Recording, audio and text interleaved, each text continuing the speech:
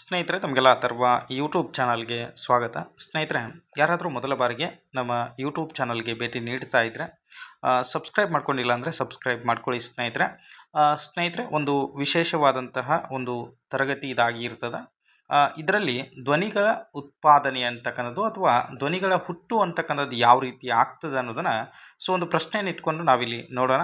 ಇದು ಆಲ್ರೆಡಿ ಕೇಸೆಟಲ್ಲಿ ಕೇಳಿರ್ತಕ್ಕಂತಹ ಒಂದು ಪ್ರಶ್ನೆ ಆಗ್ತದೆ ಸ್ನೇಹಿತರೆ.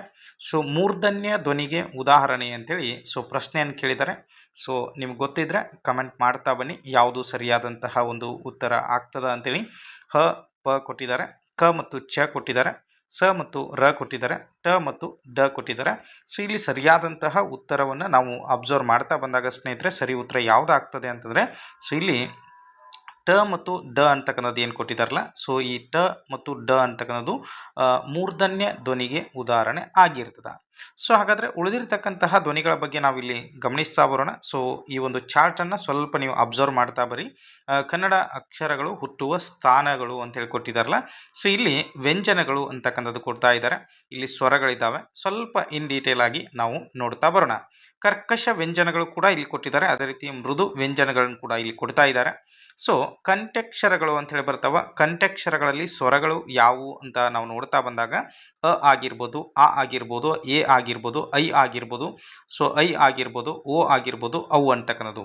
ಓಕೆನಾ. ನೆಕ್ಸ್ಟ್ ಅಂತಕ್ಕಂತಹ ಒಂದು ವಿಸರ್ಗ, ಅಹ ಅಂತಕ್ಕಂಥದ್ದು, ಅಹ ಅಂತಕ್ಕಂಥ ಒಂದು ವಿಸರ್ಗ ಕೂಡ ಬರ್ತದೆ. ನೆಕ್ಸ್ಟು ಕ, ಖ, ಗ, ಘ, ಞ, ಅದೇ ರೀತಿ ಹ ಅಂತಕ್ಕಂಥದ್ದು. ನೋಡ್ರಿ, ಕಂಠ್ಯಕ್ಷರದಲ್ಲಿ ಹ ಅಂತಕ್ಕಂಥದ್ದು ಯಾವ ಒಂದು ಉತ್ಪತ್ತಿ ಅಂತ ಹೇಳಿ ಕೇಳ್ಬೋದು. ಓಕೆನಾ. ಇದು ಅವರ್ಗೀಯ ವ್ಯಂಜನದಲ್ಲಿ ಬರುವಂತಹ ಏಕೈಕ ವ್ಯಂಜನ ಆಗ್ತದ ಹ ಅಂತಕ್ಕಂಥದ್ದು ಗೊತ್ತಿರಲಿ. ನೆಕ್ಸ್ಟು ತಾಲವ್ಯ ಅಕ್ಷರಗಳಂತ ಹೇಳಿ ಬರ್ತವೆ. ಇಲ್ಲಿನೂ ಕೂಡ ನೋಡ್ಬೋದು ನೀವು ಅಂತಕ್ಕಂಥ ಅನುಸ್ವಾರ. ಇದು ಕೂಡ ಕಂಠ್ಯಕ್ಷರ ಆಗ್ತದ. ವಿಸರ್ಗ ಆಗಿರ್ಬೋದು, ಅನುಸ್ವರ ಆಗಿರ್ಬೋದು, ಇವೆರಡೂ ಕೂಡ ಏನಪ್ಪಾ ಅಂದರೆ ಕಂಠ್ಯಕ್ಷರಗಳು ಆಗ್ತಾವೆ ಸ್ನೇಹಿತರೆ, ನೆನಪಲ್ಲಿ ಇಟ್ಕೊಡ್ರಿ. ನೆಕ್ಸ್ಟು ಇ ಆಗಿರ್ಬೋದು, ಐ ಆಗಿರ್ಬೋದು, ಐ ಅಂತಕ್ಕಂಥವು. ನೋಡ್ರಿ, ಈ ಸ್ವರಗಳನ್ನ ಸ್ವಲ್ಪ ನೀವು ನೆನ್ಪಿಟ್ಕೊಳ್ಬೇಕು. ಇವು ಕಂಠ್ಯಕ್ಷರಗಳು ಆಗಿರ್ತಾವ, ಅದೇ ರೀತಿ ತಾಲವ್ಯ ಅಕ್ಷರಗಳು ಆಗ್ತಾವ. ನೆಕ್ಸ್ಟು ಶ ಆಗಿರ್ಬೋದು, ಟ ಆಗಿರ್ಬೋದು, ಜ ಆಗಿರ್ಬೋದು, ಅದೇ ರೀತಿ ಜ ಅಂತಕ್ಕಂಥದ್ದು. ಇಲ್ಲಿ ಜ ಆಗಿರ್ಬೋದು, ಞ, ಯ ಅಂತಕ್ಕಂತಹ ಈ ಏನು ವ್ಯಂಜನಗಳಿದ್ದಾವೆ, ಇವುಗಳು ತಾಲವ್ಯ ಅಕ್ಷರಗಳು ಅಂತ ಕರೆಸಿಕೊಳ್ತವೆ. ಇವಾಗ ಪ್ರಶ್ನೆ ಕೇಳಿರ್ತಕ್ಕಂಥದ್ದು ಮೂರ್ಧನ್ಯ ಅಕ್ಷರಗಳು. ರು, ಅದೇ ರೀತಿ ಶ, ಟ, ಟ, ಢ, ಢ, ನ. ಓಕೆನಾ. ನೆಕ್ಸ್ಟು ರ ಮತ್ತು ಳ ಅಕ್ಷರಗಳು. ಓಕೆನಾ. ಇವು ಗೊತ್ತಿರಲಿ. ನೆಕ್ಸ್ಟು ದಂತ್ಯಕ್ಷರಗಳು ಬಂದಾಗ ಸ, ತ, ತ, ಧ, ದ, ನ, ಲ ಮತ್ತು ವ ಅಂತಕ್ಕಂತಹ ವ್ಯಂಜನಗಳು ಸ್ನೇಹಿತರೆ. ಇನ್ನು ಓಷ್ಠ್ಯ ಅಕ್ಷರಗಳು ಬಂದಾಗ ಉ, ಓ, ಓ, ಔ ಅಂತಕ್ಕಂತಹ ಒಂದು ಸ್ವರಗಳು. ಅದೇ ರೀತಿಯಾಗಿ ಈ ವ್ಯಂಜನಗಳಲ್ಲಿ ನಾವು ನೋಡ್ತಾ ಬಂದಾಗ ಪ ಆಗಿರ್ಬೋದು, ಫ, ವ, ಅದೇ ರೀತಿ ಮ, ನೆಕ್ಸ್ಟು ವ ಅಂತಕ್ಕಂತಹ ಒಂದು ವ್ಯಂಜನ ಸ್ನೇಹಿತರೆ.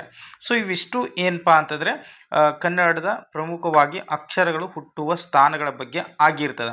ಆಲ್ಮೋಸ್ಟ್ ಈ ಒಂದು ಚಾರ್ಟಲ್ಲಿ ನಿಮಗೊಂದು 2-3 ಅಂಕ ಬರುವಂತಹ ಸಾಧ್ಯತೆ ಇರ್ತದೆ. ಸಾಧ್ಯವಾದಷ್ಟು ಮಟ್ಟಿಗೆ ಇದನ್ನು ನೀವು ಪ್ರಾಕ್ಟೀಸ್ ಮಾಡ್ಕೊಳ್ಳಿ ಸ್ನೇಹಿತರೆ. ಓಕೆನಾ. ಇದು ಆಲ್ರೆಡಿ ಕೇಸೆಟ್ಟಲ್ಲಿ ಕೇಳಿರ್ತಕ್ಕಂಥ ಪ್ರಶ್ನೆ ಆಗಿತ್ತು. ಮತ್ತೆ ಮುಂದಿನ ಒಂದು ವಿಡಿಯೋದಲ್ಲಿ ನಾನು ಮತ್ತೊಂದು ಪ್ರಶ್ನೆಯನ್ನು ತಗೊಂಡು ನಿಮ್ಮನ್ನು ಭೇಟಿ ಆಗ್ತೀನಿ. ಎಲ್ರಿಗೂ ಕೂಡ ಧನ್ಯವಾದಗಳು ಸ್ನೇಹಿತರೆ.